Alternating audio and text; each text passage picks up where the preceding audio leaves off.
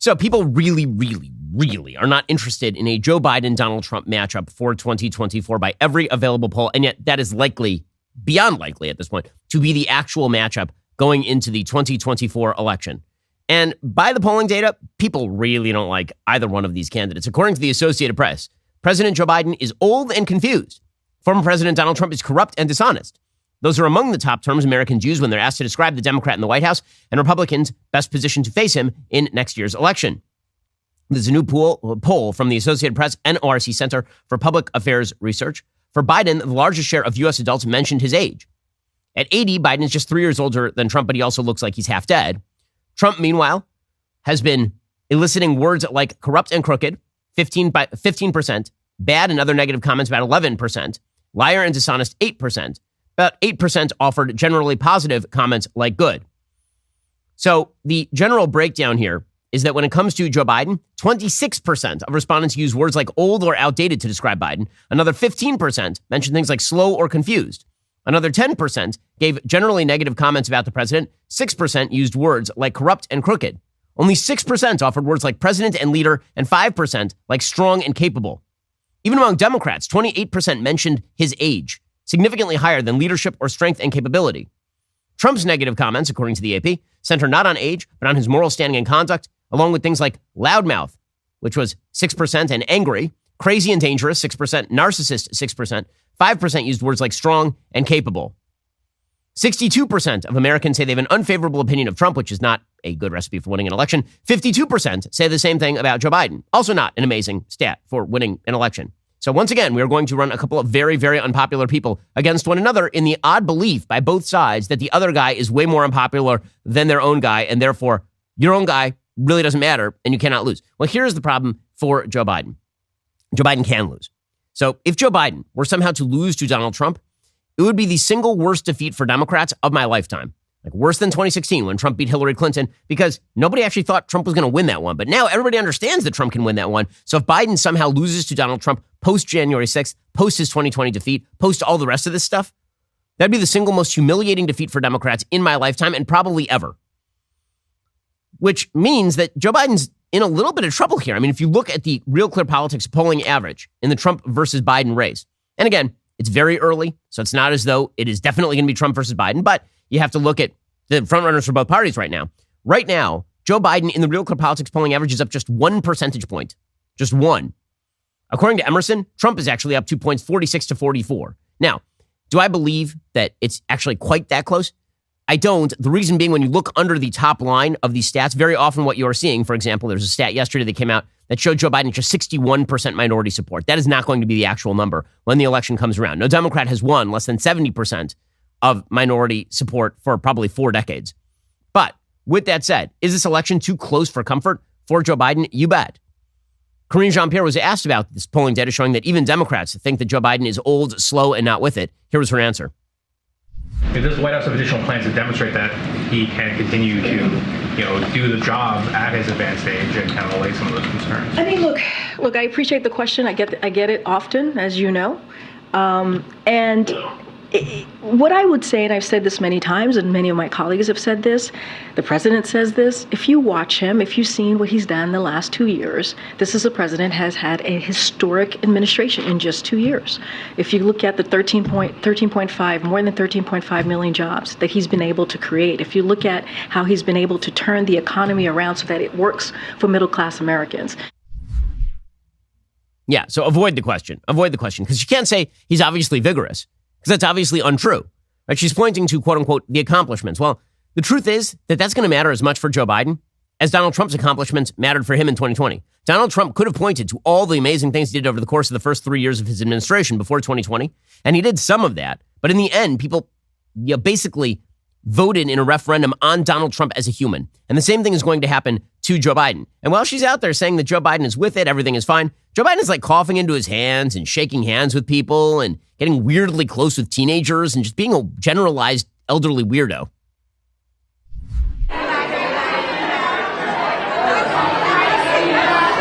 There he goes, coughing into his hands. He keeps coughing over and over and over. And then he just keeps, shaking hands with the folks. We're all supposed to be very worried about COVID, by the way. That's something else that we'll get into in just 1 second. Meanwhile, the Hunter questions are not going away. The White House is going to continue to ignore them. Karine Jean-Pierre, she was asked about Hunter Biden again because, remember, the plea deal broke down, which means that now presumably there should be an investigation into where Hunter Biden got all of his foreign money and whether he violated the Foreign Agents Registration Act. And if there's anybody worth their salt in this prosecutor's office, which, we will see, I have doubts, then they have to ask the pretty obvious question, which is, he was selling access to Joe. What kind of access was that? Well, Karine Jean-Pierre isn't going to answer that question. The Secret Service is paying $16,000 a month now to stage near Hunter Biden in Malibu. Who's paying for that? That's a question for the Secret Service. Okay, Hunter Biden is reportedly selling art to pay for his $15,800 a month rent in Malibu. How can you guarantee that people are not going to be buying this art to gain favor with the president? That is a question for Hunter Biden and his representatives. It's a question I know. of I hear. ethics at the White House. We know I that hear one of your the art question. buyers got a job from the Biden administration. Can you guarantee that there is no quid pro quo? I hear your question. I'm not going to get involved in this. That is a question for Hunter Biden's representatives. No, it isn't. It's a question for Joe. So they're just going to continue to not answer questions about Joe Biden being too old for the job and decrepit and bad at it. They're not going to answer any questions about the fact that Hunter Biden is pretty obviously money laundering. I mean, it's pretty, when you are selling paintings for $500,000 a piece, and then the people who buy those paintings are magically getting appointments to daddy's administration, that's a little weird, is it not? A little bit weird, but you won't answer any questions about that. And it's going to get worse for Joe Biden before it gets better. Kevin McCarthy apparently is going to launch an impeachment inquiry in September, according to Breitbart. McCarthy has initiated strategies to open a sweeping impeachment inquiry into Biden to uncover the depth of his involvement in his family's foreign dealings, according to multiple Republican sources, they told CNN. McCarthy previously demanded that Biden come clean about his involvement. The president has continued to stonewall and lie about his family's business over 16 times, according to the House Oversight Committee. None of this is going away. And by the way, September is next month. Like, we are in the middle of it right now. We're about to hit, in just a few days, all of this. So none of this is very good for Joe Biden. And so he is pulling out some old standbys, strategically speaking. We'll get to that momentarily. First, you've probably had a hard go of it if you've been a small business owner since COVID. It's been pretty rough. I mean, between the federal government and state governments shutting you down, restricting you, taxing you, and all the rest, and you probably spent too much money on your taxes. Well, if you could get some of that money back, why would you not go for it? Innovation Refunds has been helping small businesses that qualify get a business payroll tax refund through the Employee Retention Credit, or ERC. The ERC is a tax refund for businesses that kept employees on payroll for parts of 2020 and 2021. If you own a business with more than 5 employees, you could have money waiting to be claimed. The ERC tax filing is complex. Innovation Refunds is dedicated to helping business owners navigate that process. Their survey research shows a large number of small businesses that had from 5 to 500 full-time employees in 2020 or 2021 might be eligible for an ERC tax deduction. Qualifying for the ERC goes beyond the sales decline. If your business faced challenges to growth it would have had without pandemic government orders, it could be eligible for a substantial refund as well. Innovation Refunds doesn't do tax or legal advice. They work with an independent network of tax professionals. They share information with them to evaluate and process your claims. Head on over to innovationrefunds.com to determine eligibility. If you qualify, you could be on your way to receiving cash for your business. There's no upfront charge. They don't get paid unless you get paid. Nothing to lose. Go to innovationrefunds.com or dial 1-843-REFUNDS. That's innovationrefunds.com or 1-843-REFUNDS. Terms and conditions do apply. Okay, so when cursed by an unpopular candidate, Democrats go back to the well. And in that playbook, over the past several years, they've had 2 big plays. Play number 1, all of our opponents are racists. So they're now attempting to use this playbook with regard to this horrific shooting in Jacksonville, where a person who's on like a 72-hour mental hold a couple of years ago, so obviously somebody with some pretty significant emotional problems, and also happened to be a neo-Nazi, like put a bunch of swastikas on his gun and then went to a Dollar General and shot 3 black people. Horrifying story. Ron DeSantis showed up in town in order to pay tribute to those people and pledge to help out the local community and all of the rest. And the Democrats and the media immediately spun this into yet another story of evil Republican white racists. So it was people like Ron DeSantis who caused some nut job to pull the trigger on black people. Steve Peoples, who is the chief political reporter for the AP, he should be fired for this tweet, honestly. Like, if they have any level of objectivity whatsoever, he should be fired for this tweet. Quote, Ron DeSantis scoffed when the NAACP issued a travel advisory this spring warning black people to use extreme care if traveling to Florida. Just 3 months later, DeSantis is leading his state through the aftermath of a racist attack that left 3 African Americans dead. Black leaders in Florida and across the nation say they're outraged by his actions and rhetoric ahead of the shooting. My story with Brendan Farrington. Okay, this is absurd coverage. That's absurd coverage. So because Ron DeSantis and his school board said that they were going to put together an educational curriculum free of critical race theory, which is not, in fact, history. It is a bunch of anti-American propaganda. Now, because they did that, apparently there was a neo-Nazi who shot 3 black people in the state of Florida. And Ron DeSantis is responsible for that, according to Steve Peoples and the Associated Press, which is an insane take. But it is also the take that Democrats are going to start using. So here is the NAACP, Jacksonville president Isaiah Rumlin, saying that the white supremacy in Florida is palpable. That's why you see Trump flags. So any state in America that voted for Trump apparently is a hellhole for black people. Jacksonville specifically is a breeding ground of neo-Nazism, that they have been tracking this and seeing this. I mean, what can you tell me and tell us about the climate there in Jacksonville with these hate groups? Well, I think the federal government and the Justice Department are going to have to do a better job and exercising exactly where these hate groups exist. I mean, we see these Confederate signs, we see the Trump signs constantly on our streets, and we know from that standpoint that there's hatred, and we're just going to have to deal with it some kind of way. Okay, that is amazing. So if you see a Trump flag, anybody who voted for Trump or who has supported Trump is obviously a racist, right? This is how Joe Biden is going to run, whether it's against DeSantis or whether it is against Trump. The rip is always and forever going to be that if you are not in line with Joe Biden's political priorities or the political priorities of the left, then you must be in favor of black people getting shot.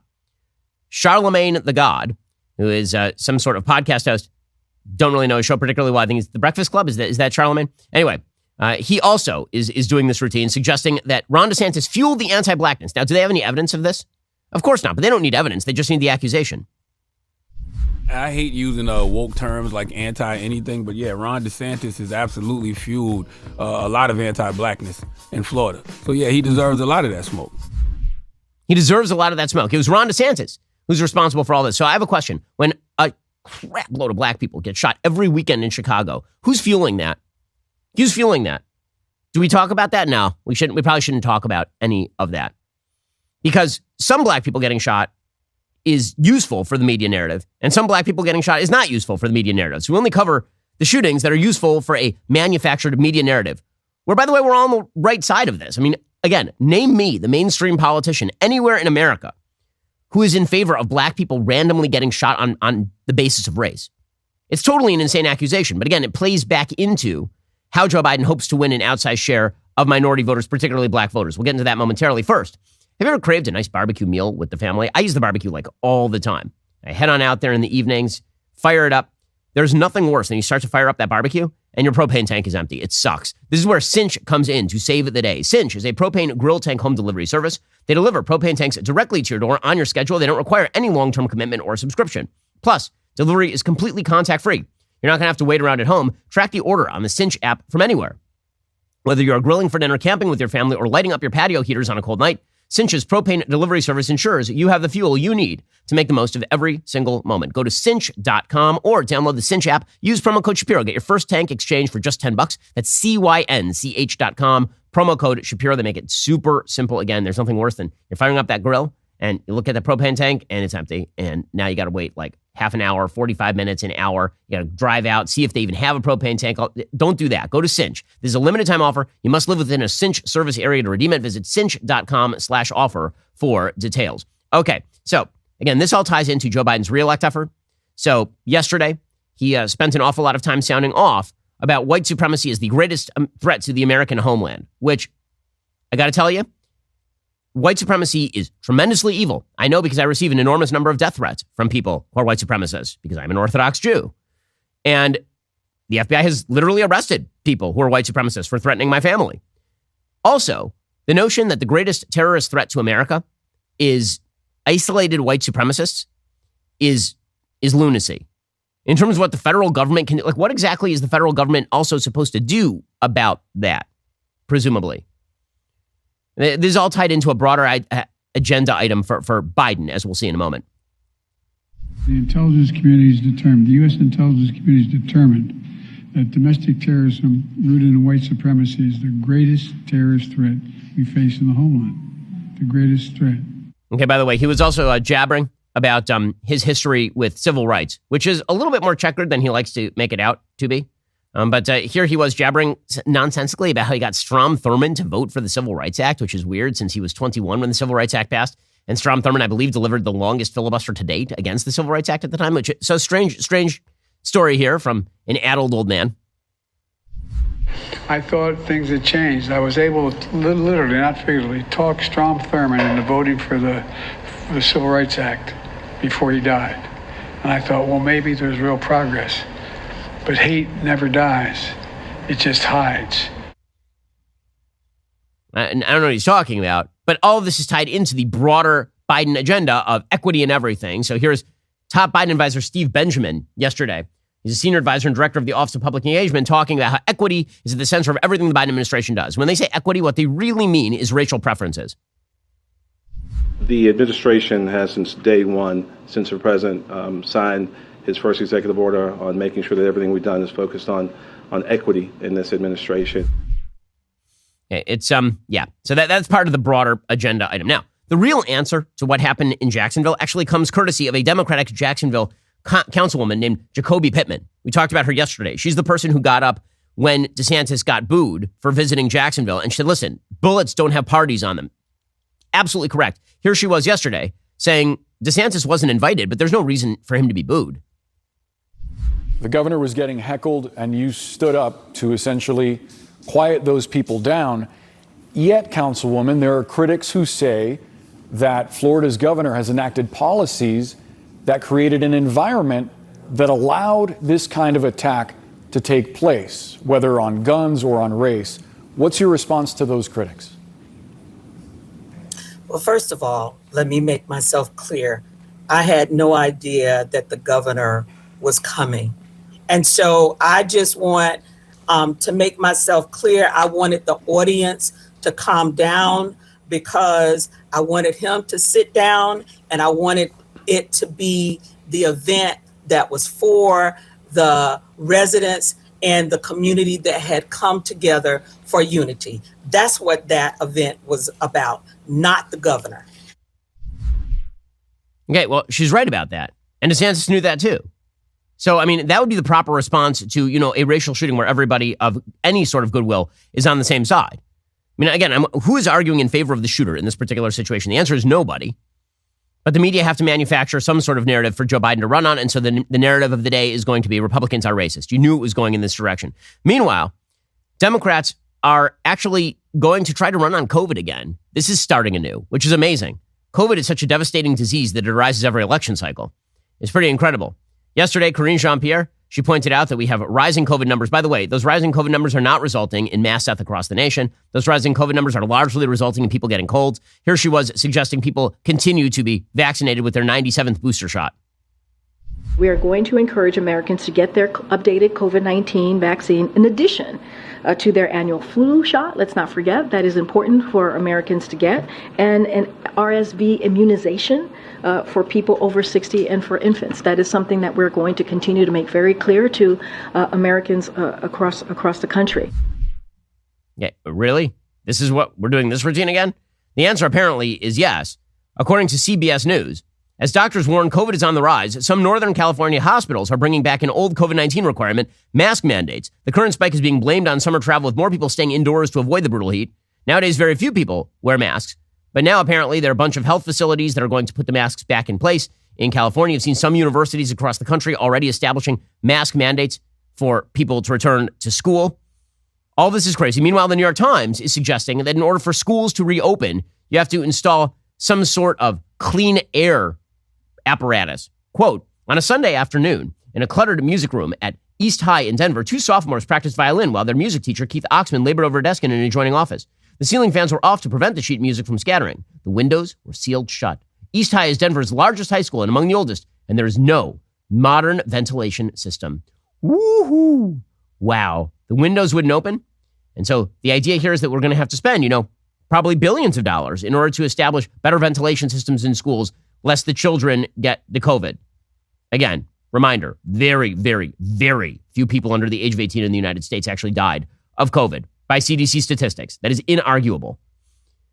They want $200 billion that was included in the American Rescue Plan, another $350 billion allotted to state and local governments to be used for ventilation in schools. All of this, the predicate to possible future shutdowns. And you can see, by the way, the predicate being set by people like Mehdi Hasan over at MSNBC. So one of the things we know from the pandemic is that it absolutely devastating school. It destroyed school learning. And this is the Brookings Institute. Brookings Institute, quote, as we reach the 2-year mark of the initial wave of pandemic-induced school shutdowns, academic normalcy remains out of reach for many students, educators, and parents. This is from March of 2022. As we outlined in our new research study released in January, the cumulative impact of the COVID-19 pandemic on students' academic achievement has been large. We track changes in math and reading test scores across the first 2 years of the pandemic using data from 5.4 million U.S. students in grades 3 through 8. Average fall 2021 math test scores in grades 3 through 8 were 0.2 to 0.27 standard deviations lower relative to same grade peers in fall 2019. Reading test scores were down 0.09 to 0.18 standard deviations lower. The math drops were significantly larger than estimated impacts from other large-scale school disruptions, including Hurricane Katrina. And test scores increased between students in low poverty and high poverty elementary schools. But don't worry, Democrats are going to try to talk you into the possibility of more school lockdowns now, apparently. I don't know why they would run on this, but apparently they think that it might be a good strategy. We'll get to that momentarily. First, the Ben Shapiro Show is supported by Grand Canyon University, an affordable private Christian university with a vibrant campus in beautiful Phoenix, Arizona, that's ranked top 20 in the country according to niche.com. GCU is a missional, Christ-centered university that strives to foster a culture of community, giving, and impact. GCU's goal is to help you develop into a servant leader who makes a difference through finding your purpose and fulfilling God's plan. With 330 academic programs, over 270 online as of June 2023, GCU integrates the free market system with a welcoming Christian worldview into your bachelor's, master's, or doctoral degree. You'll have support from your own university counselor who takes a personalized approach to helping you achieve your goals. I've been to GCU. It's gorgeous over there. Go check them out right now. Find your purpose at GCU, Grand Canyon University, private, Christian, affordable. Visit gcu.edu today. Okay, so Mehdi Hasan, he's trying already to pave the groundwork for the possibility of more school shutdowns. Here he was yesterday claiming it's a myth that there was any problem in the classroom. Today I want to address this thorny and very emotive issue of kids, schools and COVID, because we have seen a blatant and bad faith rewriting of history on this issue from a lot of people who should know better. And so I think this today, what you're about to watch, is one of the most important deep dives I've ever done on this show. Because the myths about children and COVID, that kids aren't really harmed by it, that school closures were a massive and avoidable mistake, that they caused learning loss and mental health issues, those myths, and they are myths, dangerous myths, have endured for so long, become so ingrained, so pervasive, that they're not just something Fox viewers believe. I'm sure many of you watching at home have sadly come to accept many of these myths as true. It's a myth, guys. Everything about the learning loss, not a myth. Or mental health problems with kids who are staying home, not a myth, right? All that's a myth, according to Mehdi Hasan. So get ready for it. As COVID upticks going into the winter, you're going to watch some Democrats come out again for this sort of thing, which is a hell of a thing to run on. So they're going to run basically 2020 back. They're going to run on COVID lockdowns, and they're going to run on race. Well, good luck to them on that. That does not seem like a winning strategy to me. But meanwhile, on the other side of the aisle, the Democrats in the judiciary are doing an amazing job of setting up the calendar in favor of Donald Trump. So apparently, the trial in the January 6th indictment in Washington, D.C. is slated to start on March 4th. That is one day before Super Tuesday. So that's weird. That's super weird. Trump's allies lambasted the timing of the trial, which U.S. District Judge Tanya Chutkan announced after rejecting both an expedited timeline from special counsel Jack Smith and a request from Trump's lawyers to delay the trial until 2026. Ohio Senator J.D. Vance dubbed it straight-up election interference. He says, you're starting the trial the day before the biggest primary day? It's called Super Tuesday for a reason. It's the biggest day of the primaries. That's when you start the trial? Trump said that he's going to try to appeal on the basis of this. It's not clear if he's going to show up to court. The truth is that this is probably going to boost Trump, because if the dynamics of the race so far are a reflection of what's going to happen in the future, every time Trump is targeted in court, it seems to boost him electorally. But if you look at how this calendar is setting up right now, it's pretty wild. Okay, right now you have March 4th, the day before Super Tuesday, for the Trump January 6th trial. And then you have the fraud suit brought by New York Attorney General Letitia James. That's going to go to trial this October 2nd. Then you have the defamation lawsuit that is going to go to trial on January 15th, 2024. That is the date of the Iowa Republican Presidential Caucus. You got the hush money criminal case brought by Manhattan DA Alvin Bragg. That's the garbage case in Manhattan about Stormy Daniels and such. That's going to go to trial March 25th. That is the middle of the primaries. And then you have the documents case against Trump and two of his aides. That date is set to begin May 20th in Florida. There's a bunch of primaries right around that one. And we don't know when the Georgia case is going to come to trial either. So, yeah, I mean, it's just going to be trials from here on in. It's just going to be trials for the rest of the election cycle. President Trump has responded. How do you have an indictment that is based almost entirely on the findings of the January 6th Unselect Committee on Marxists, Fascists, and Political Hacks, when these same lowlives who have been caught lying for years about Russia, Ukraine, FISA, and the fake dossier and more, purposefully and illegally destroyed and deleted all the evidence, findings, and proof of the January 6th committee? When will deranged Jack Smith criminally charge the committee? Well, again, that's not going to happen, but he is not wrong to complain about the dates. Is any of that going to help Trump in a general election? I keep asking this question because this is the question for Republican primary voters. Not, are you more warm to him now that he's being unfairly targeted by law enforcement? I'm more warm to him if he's being unfairly targeted by law enforcement. But that's really not the question. The question is whether this is going to help Trump in a general election. Trump, meanwhile, is focused laser-like on a rumor about Ron DeSantis. By rumor, we mean R-O-O-M-E-R. I don't even know what's happening right now. Rumor are strong in political circles that Ron DeSanctimonious, whose presidential run is a shambles, whose poll numbers have absolutely crashed, putting him third and fourth in some states, will be dropping out of the presidential race in order to run in Florida against Rick Scott for Senate. Now, that's an interesting one, isn't it? He put that out on Truth Social yesterday.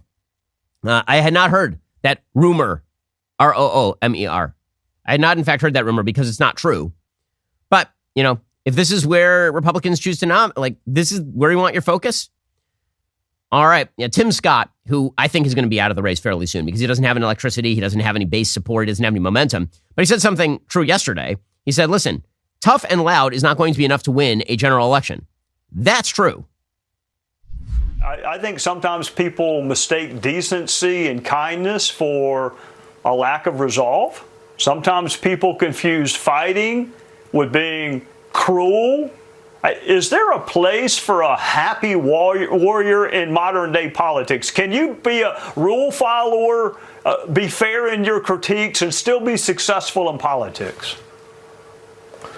Oh, absolutely, you can. Certainly. As you know, Trey, I grew up in some really tough neighborhoods. You've got to be tough to get out of the neighborhoods that I grew up in. The question I keep asking myself, is tough enough? And for the Republican Party, the answer is really clear. We've lost 7 out of the last 8 national elections, and 2022 was a disaster. If tough and loud was enough, we'd be winning election after election after election. But our results have unfortunately been exactly the opposite. He is right about that, which is why I think actually, again, there are a lot of people who wrote off Governor DeSantis for dead in this national race. I don't see the evidence that he's dead quite yet. The latest polling shows Donald Trump in the Republican nominating race dropping now below 50% in some of the numbers. The latest Insider Advantage poll, for example, has Trump at 45 and DeSantis at 18 and nobody else within even remote spitting distance. There's some other polls that have Trump up near 60. Messenger Harris X, which has been a poll that's very, very warm toward Trump, currently has Trump at 59 and DeSantis at 14. Overall, Trump is ahead of the field by 40 points. It also happens to be a very fragmented field. But with that said, DeSantis, if what you think is that tough and loud isn't enough, but you do need tough, right? And you do need to be able to kick back, but you also need to be able to govern. DeSantis is going to get an opportunity to show that off this weekend. It's a terrible opportunity, obviously. There's this hurricane that's about to hit the panhandle of Florida. According to the latest reports, that hurricane could come in at possibly a Cat 3. It's maybe even a Cat 4. AccuWeather meteorologists are rating Idalia as a 3 on the real impact scale for hurricanes right now. And officials have issued mandatory evacuation orders for parts of Pinellas and Hillsborough County in Florida because of the life-threatening conditions anticipated. You're going to see a big storm surge and all the rest. Well, this is one area where DeSantis actually thrives, is in handling crisis in his home state. We've seen it before. Here was Governor DeSantis doing his job yesterday, talking about the approaching storm. Tropical storm Idalia continues to gather strength. It will become a hurricane today, and it is forecast to reach landfall as a major hurricane, a Category 3. I think it's important to point out, if we were sitting here 3 days ago, a lot of people thought it would end up being a tropical storm. Then they said, well, maybe a Category 1. Then yesterday it was, maybe it'll hit Cat 2. Now there really doesn't seem anything to prevent it from continuing to strengthen.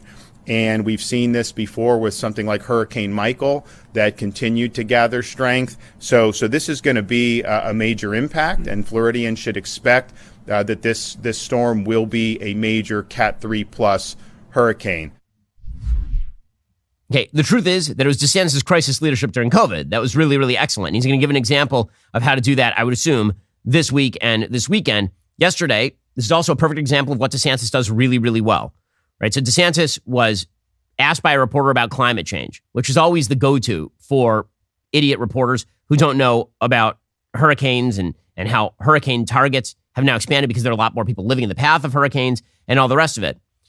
And they keep suggesting hurricanes are more common because of, again, not a lot of evidence to suggest that. There's some evidence to suggest that the hurricanes may be more powerful now because of the warmer water that they are using to churn, essentially. But here was DeSantis being asked about climate change on the hurricanes, and he knows what he's talking about. This is where DeSantis is a unique character and very fluid. He was true with COVID. I remember the first time I talked with Governor DeSantis, I talked to him when he was a congressperson, but when he was governor, was in June of 2020. And he called because he wanted to lay out his COVID strategy. And his fluency with the numbers was obvious. He had actually spent a lot of time with the data. Here's a perfect example of him knowing things. This is a storm that's really quickly intensifying, more than originally planned, and it's going into the Gulf, which, many scientists say that it's the warm water contributed by climate change is really intensifying these storms. What do you think is contributing to this? Well, I think it's, unfortunately, I see a lot of parallels with Hurricane Michael. Hurricane Michael, if you remember, a few days before, we knew there would be a storm. Nobody was saying that it was going to be a Category 5 storm. That just was not what people were saying. And then it intensified, and then it delivered a major, major impact to Northwest Florida that we're still recovering from. Okay, again, he then went into a longer speech going through the history of hurricanes. This is the thing that DeSantis is good at, is the actual governing. Whether that's going to make a difference in the Republican primaries, unclear. Whether it should, absolutely. Because you want to win over Democrats and independents, it turns out being good at your job is one of the things that makes you a better candidate than not being particularly good at your job or not being involved in your job. In just 1 second, we'll get to some more colorful areas of the 2024 campaign. First, I got to tell you about something back in 2013. So back in 2013, I used to do a local radio show, a group radio show in Los Angeles. And one of our first advertisers was a company called Genucel. And they were making these products for your face. They're making to get rid of the bags under your eyes and make your skin look younger. And I started using them. My wife started using them. My mom started using them at that time. That was a decade ago. We've been using them pretty consistently ever since because that's how good the product is, even when they weren't advertising with the show. Well, when you look in the mirror, do you see the dark spots? Well, they're not going to go away on their own. You need help, the way our family did, from Genucel's Dark Spot Corrector, here just in time for the summer. The Dark Spot Corrector has not one but 3 cutting-edge ingredients. It goes to work fast on sunspots, dark spots, liver spots, even old discoloration, both on your face and your hands. You'll be amazed at how fast you see the results. You can enjoy summer sun, beach, and barbecues without those embarrassing spots. Most importantly, you have nothing to lose because you either see the results, you get your money back, no questions asked. 3 of Genucel's most popular products are included in Genucel's most popular package for August. Get your Genucel bags and puffiness serum also included for 70% off retail. Head on over to Genucel.com/Shapiro right now. Get your dark spot corrector with the new Genucel most popular package. Say goodbye to those pesky spots tomorrow. They're offering free shipping, free returns, best luxury skincare you've ever used, all at 70% off. All orders will also include a mystery luxury gift while supplies last. It's a great product. Go check them out right now. Genucel.com/Shapiro. Also, Dr. Jordan B. Peterson, when he joined Daily Wire Plus, we decided that we were going to blow it out, and we did. We have a year of unparalleled output, tons of Jordan Peterson material over at Daily Wire Plus. We have a vast array capturing hundreds of hours of awesome content you're not going to find anywhere else. Jordan has created thought-provoking works that reshape your perspective on life. Those include Vision and Destiny, Marriage, Dragons, Monsters, and Men. Additionally, you can immerse yourself in discussions that nurture your spiritual side. We're talking Logos and Literacy or Jordan's groundbreaking series on the Book of Exodus. That's only the beginning. We haven't even talked about his lecture series or his extensive archives of lectures and podcasts. It's the absolute compendium of all things Jordan related. Plus, there's even more new awesome content on the horizon. Lots more coming. Head over to Daily Wire Plus right now and subscribe. That's dailywire.com/subscribe. Become a member today. Okay, meanwhile, Stupidest story of the day from the campaign trail. Eminem is apparently very angry at Vivek Ramaswamy. Why? Well, because Vivek, as you recall, he's at the Iowa caucuses, and he rapped his tune on the campaign trail. There's a lot of Vivek is millennial, I believe, just technically speaking, but this is real boomer energy because Eminem's "Lose Yourself," I believe, came out in 2002. So this is a 21-year-old song, which, honestly, is the equivalent at this point of singing a Doobie Brothers song. And here is Vivek on the campaign trail. His mouth, but the words won't come out. He's joking how everybody's joking. Look at all the people in Iowa, like, what is happening right Time's now? up, over, plow, snap back to reality. Oh, there goes gravity. Oh, there goes gravity. Choke. He's so mad, but he won't. One thing you have to say for Vivek, at least he's having fun. He don't laugh, but he knows his own bad, but he's hopes. His own bad, he's dope. He don't matter, but he's home. He's so sad, but he knows. And Kim Reynolds is standing there like, what is happening right now? She's standing on the corner of the stage like, why is this happening? Why is this a thing that's happening? What is happening? That is so, wow. The levels of cringe are just astounding. I know this because I've done a few cringe things in my career. You may have noticed. I believe that in the cringe off, Vivek wins, hands down. In any case, all of that's fine, and all of that's just stupid campaign tricks. That's all fine. Eminem literally wrote a letter to Vivek Ramaswamy, threatening him with legal action. Okay, he sent a letter to Vivek's lawyer. Quote, "This letter serves as notice to you pursuant to BMI music license for political entities or organizations entered into by BMI and Vivek 2024 that BMI has received a communication from Marshall B. Mathers III, professionally known as Eminem, objecting to the Vivek Ramaswamy campaign's use of Eminem's musical compositions and requesting that BMI remove all Eminem works from the agreement." So Eminem works are excluded from an agreement. So apparently Vivek's team had an agreement with BMI to use some of their music, and Eminem wrote to BMI and was like, "I don't want that terrible man using my music." You're right. Only people who shoot each other and do drugs should be able to use Eminem music from now on. I'm just like, it's so tiresome. Honestly, all these music, I am above. What is Eminem above exactly? Seriously, what is Eminem's personal history? They're like, this is a man of moral rectitude whose music, for God's sake, we use Bach in Cheez-It commercials. We literally, the Cheez-It commercials, it wasn't Bach, it was Edvard Grieg. Okay, we use Beethoven's Fifth Symphony for selling, cat litter. What? Come on, Eminem. It's just ridiculous crap. Okay, speaking of other ridiculous crap, Pope Francis is a terrible pope. So just going to put that out there. He's really bad at the poping.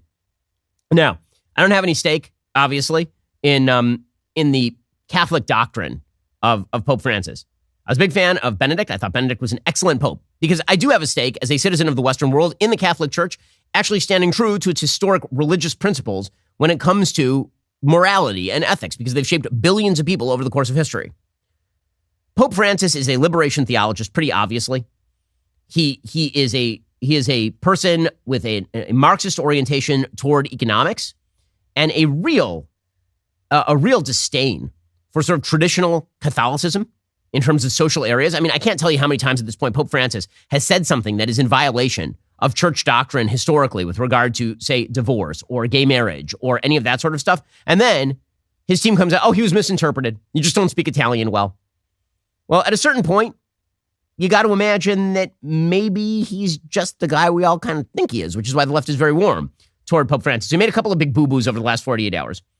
So first, he was speaking by video to a gathering of Roman Catholic youth in St. Petersburg, and he urged them to follow in the path of Peter the Great and Catherine the Great, whom he called rulers of a great enlightened empire of great culture and great humanity, which is a weird take, since both Peter and Catherine were wild territorial expansionists. It is what they are known for, and they are also the two figures that Vladimir Putin most cites as sort of historical inspirations for his territorial aggressions.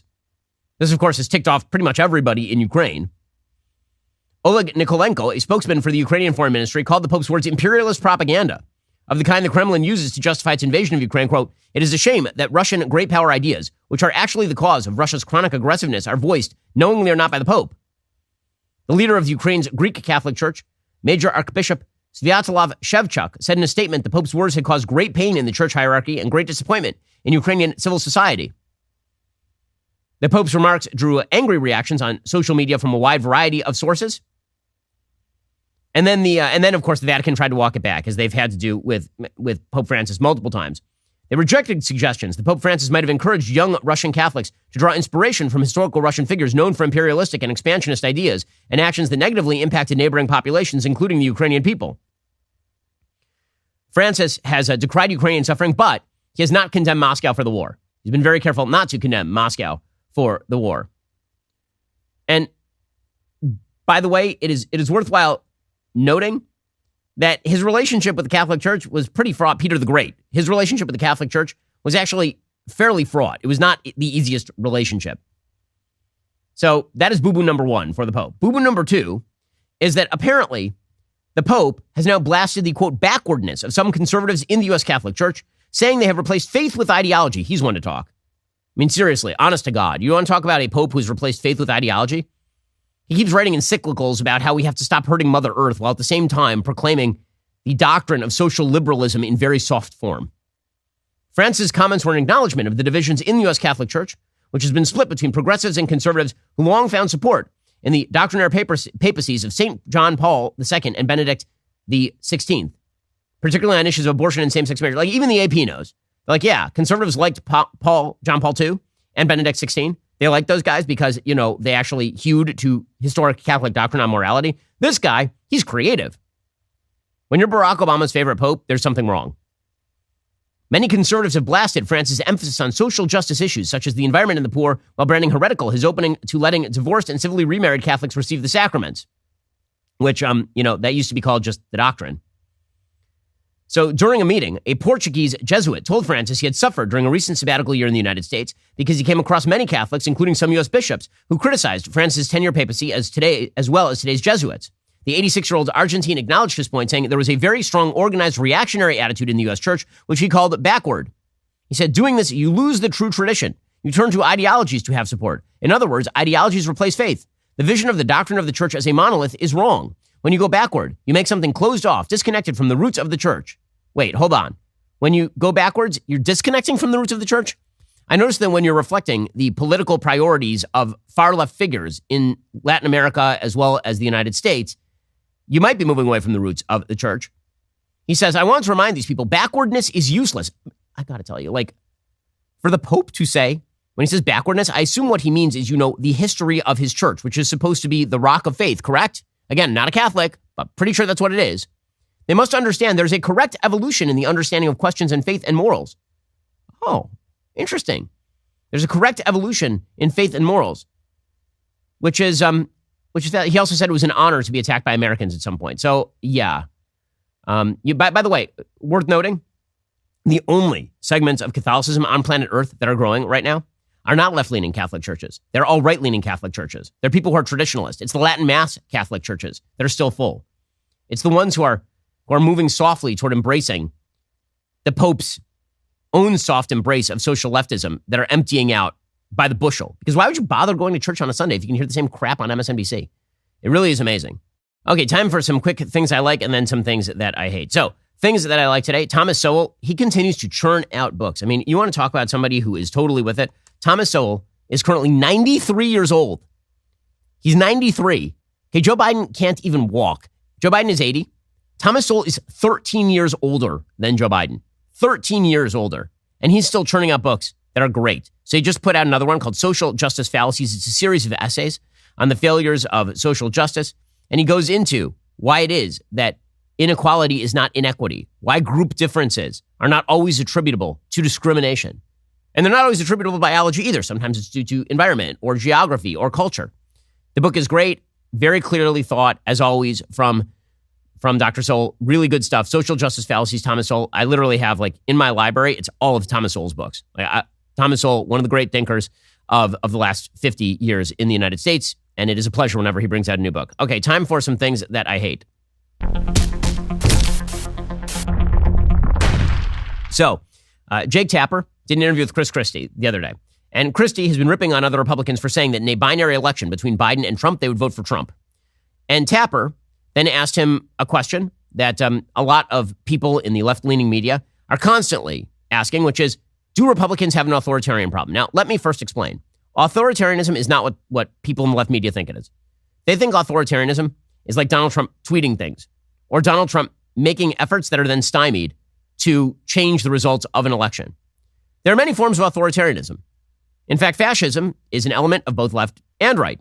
It is not merely a right-wing thing. Authoritarianism can just as easily be done by a series of executive orders that go outside the Constitution and radically reshift the balance between people and their government.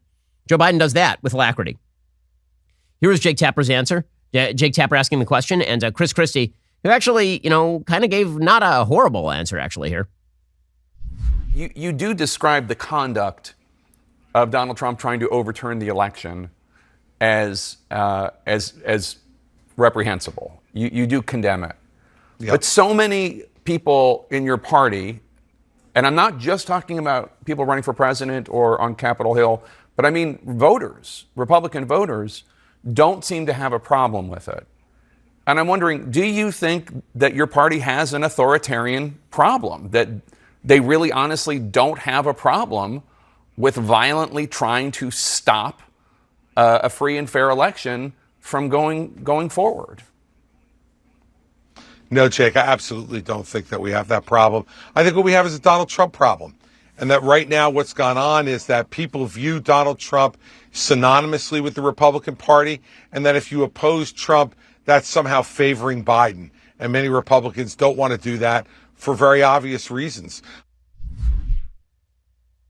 Okay, so that last part, the rest of it's garbage, but that last part, what he says, which is Donald Trump is seen as synonymous with the Republican Party. And so if you tell people it's either Biden or the Republican Party, of course, a lot of people are going to vote Republican. That part is true. But what's insulting to the intelligence is this generalized narrative that the media are constantly drawing, in which they suggest that fascism or authoritarianism or tyranny is an element of the right, and that the left is completely free, that his hands are completely clean. It's obviously not true. In fact, we have a YouTube video, a latest episode in our Facts series, talking about whether fascism is right-wing, what are the roots of fascism. The truth is that fascism as an ideology is closer to the American left than it is to the American right. Fascism as an ideology was generalized a response to communism, but it drew from Marxism, it drew from Hegelian politics, it drew from progressive era ideas, which is why many of the early supporters of Mussolini were members of the left, including people who had worked in the Woodrow Wilson administration, who would go on to work in the FDR administration. So, again, this sort of media lie, which is that the right is universally authoritarian and the left is for freedom, I don't see any evidence of that whatsoever. Okay. In just a second, we're going to jump into the mailbag. So head on over to Daily Wire Plus and become a member right now. Get your question answered in the mailbag. Become that member. Use code Shapiro at checkout. Get 2 months free on all annual plans and click the link in the description to join us.